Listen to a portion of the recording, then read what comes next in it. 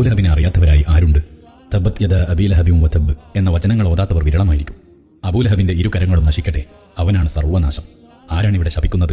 സർവ്വലോക രക്ഷിതാവായ റബ്ബ്. വിശുദ്ധ ഖുർആനിൽ ഒരാളെ ശപിക്കാനായി മാത്രം ഒരു അധ്യായം മാറ്റിവെച്ചിരിക്കുന്നു. ഇത്രയധികം അഭിശപ്തനായ അബൂലഹബിന്റെ മരണത്തിന് അല്പകാലങ്ങൾക്ക് ശേഷം അയാളുടെ സഹോദരൻ കൂടിയായ അബ്ബാസ് ബിൻ അബ്ദുൽ മുത്തലിബ് ഒരു നാൾ ഉറങ്ങുമ്പോൾ ഒരു സ്വപ്നം കാണുമ്പോൾ അബൂലഹബ് വളരെ ദയനീയമായ സ്ഥിതിയിലാണ്. അബ്ബാസ് റളിയല്ലാഹു അൻഹു ചോദിക്കുന്നു, എന്താണ് അവസ്ഥ? അബൂലഹബിന്റെ മറുപടി ഇങ്ങനെയായിരുന്നു: നിങ്ങൾ ഇപ്പോൾ കാണുന്ന പോലെ തന്നെ ഭയാനകമാണ് എന്റെ കാര്യം. പക്ഷേ എല്ലാ തിങ്കളാഴ്ചകളിലും ഈ നരകശിക്ഷയിൽ എനിക്ക് അല്പം ഇളവ് ലഭിക്കാറുണ്ട്. അതെന്താണ്? അബ്ബാസ് തങ്ങൾ ജിജ്ഞാസ പൂണ്ടു. നിങ്ങൾക്കോർമ്മയില്ലേ, മുഹമ്മദ് ജനിച്ച നാൾ? എനിക്കന്ന് ആ സന്തോഷ വാർത്ത എത്തിച്ചു തന്നത് എന്റെ അടിമ സ്ത്രീ സുവൈബയായിരുന്നു, സുവൈബത്തുൽ അസ്ലമിയ. ആ വാർത്ത കേട്ട ആനന്ദാതിരേകത്തിൽ അന്നവളെ ഞാൻ മോചിപ്പിച്ചിരുന്നില്ലേ? അവൾക്ക് സ്വാതന്ത്ര്യം നൽകിയിരുന്നില്ലേ? ആ ഒരൊറ്റ കാരണം കൊണ്ട് മുഹമ്മദ് പിറന്ന ദിവസമായ എല്ലാ തിങ്കളാഴ്ചകളിലും ഈ നരകത്തിൽ എന്റെ വിരലുകൾക്കിടയിലൂടെ എനിക്ക് വെള്ളം ലഭിക്കാറുണ്ട്. വിശുദ്ധ ഖുർആനിന് ശേഷം ഇസ്ലാമിലെ ഏറ്റവും ആധികാരികമായ ഗ്രന്ഥം സ്വഹീഹുൽ ബുഖാരിയിൽ ഈ സംഭവം റിപ്പോർട്ട് ചെയ്യുന്നുണ്ട്. ബുഖാരിയുടെ ഏറ്റവും പ്രബലമായ വ്യാഖ്യാന ഗ്രന്ഥം ഫത്ഹുൽ ബാരിയിൽ ഹാഫിദ് ഇബ്നു ഹജറുൽ അസ്ഖലാനി തിരുനബിയെ കൊണ്ട് ആനന്ദിക്കുന്നതിന്റെ പുണ്യം വർണ്ണിക്കുന്നിടത്ത് ഈ സംഭവം പരാമർശിക്കുന്നുണ്ട്. പിൽക്കാല പണ്ഡിതനായ ഹാഫിദ് നാസിറുദ്ദീൻ ദിമഷ്കി മനോഹരമായ ഒരു ബൈത്തിലൂടെ ഈ വിവരണത്തെ അഭിസംബോധന ചെയ്യുന്നുണ്ട്.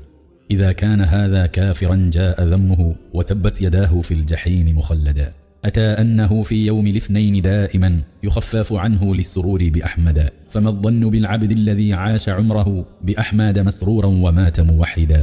അഹ്മദ് നബിയുടെ ജനനത്തിൽ സന്തോഷിച്ച കാരണത്താൽ അബൂലഹബിന് വിശുദ്ധ ഖുർആനിൽ അഭിശപ്തനായി നരകത്തിൽ ശാശ്വതനായി കഴിയുന്ന അബൂലഹബിന് തിങ്കളാഴ്ചകളിൽ ശിക്ഷയിളവ് ലഭിക്കുന്നുണ്ടെങ്കിൽ ജീവിതം മുഴുക്കെ ആ പുന്നാര നബിയെ കൊണ്ട് ആനന്ദിക്കുന്ന, ആ തിരുമുത്തിന്റെ ജനനത്തെ ആഘോഷിക്കുന്ന ഒരു വിശ്വാസിയുടെ പ്രതിഫലം എന്തായിരിക്കും?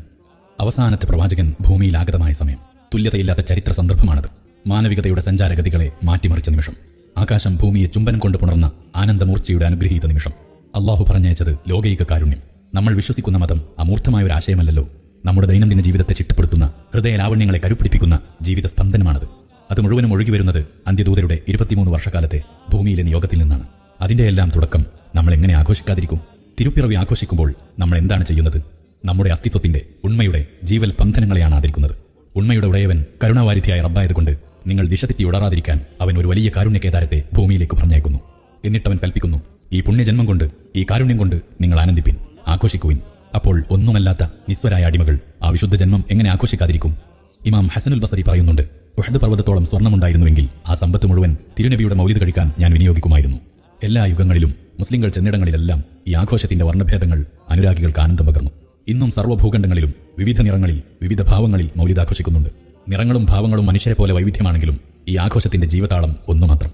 മാനവരാശിക്ക് ലഭിച്ച ഏറ്റവും വലിയ അനുഗ്രഹത്തിന്, ഏറ്റവും വലിയ സമ്മാനത്തിന് ചെയ്യുന്ന നന്ദി പ്രകടനം. റസൂലിന്റെ സ്നേഹലാളനകൾ ഏറ്റുവാങ്ങുന്ന മനുഷ്യരുടെ സൗഭാഗ്യം. അങ്ങോട്ട് കൊടുത്താൽ 10 മടങ്ങ് തിരിച്ചു തരുന്ന സ്നേഹം. കരുണയുടെ ദയാവായ്പിന്റെ കടൽ. ഓർക്കണം, നമ്മൾ ആഘോഷിക്കുന്നത്